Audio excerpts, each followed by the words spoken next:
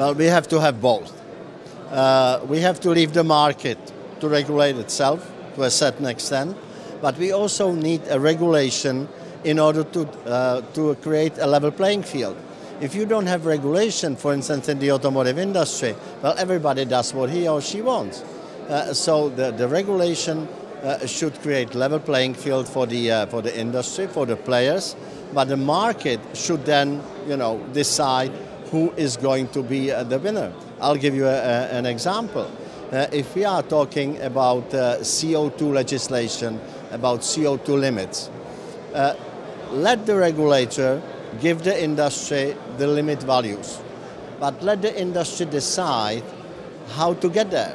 Unfortunately, now we see the opposite or the same thing. The regulator tells you, you have to reach this, and at the same time it tells you, well, this is the way you have to get there.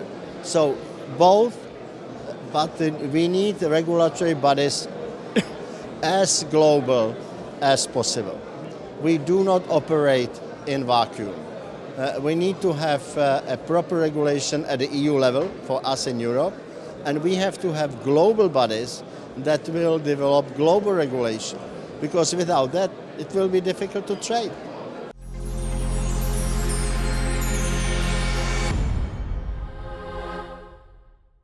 You see, I have been talking about TTIP, and when we negotiate the trade agreement with the United States, part of it, the most important part of it, was a joint common regulatory framework. And it was not only to develop a common regulatory framework between the United States and Europe so we can trade freely without any hindrances.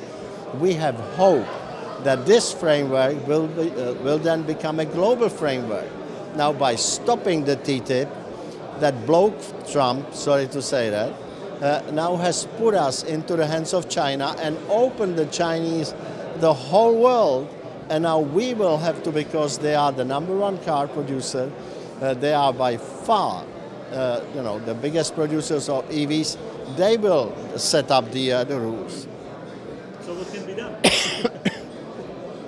Get back together again with the Americans and with the others. We have bodies in Geneva, we have WTO, we have Working Party 29. So there is no, the bodies are there. So let's use them, and let's not talk only about tariffs. Let's talk about regulatory framework. Otherwise, the Chinese are going to eat us alive.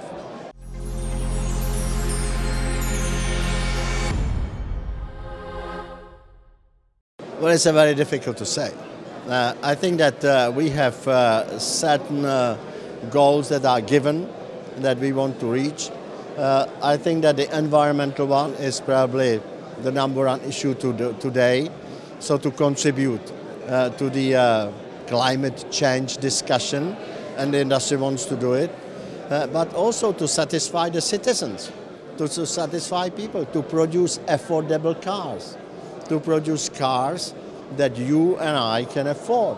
Because if we are going to produce Teslas that cost 100,000 euros and that bring you 250 kilometers on one charge, well, I'm not going to buy it and you are not going to buy it.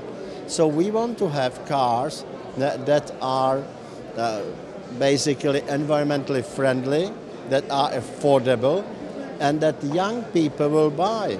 Because young people in Japan and today in other places are already going away from cars.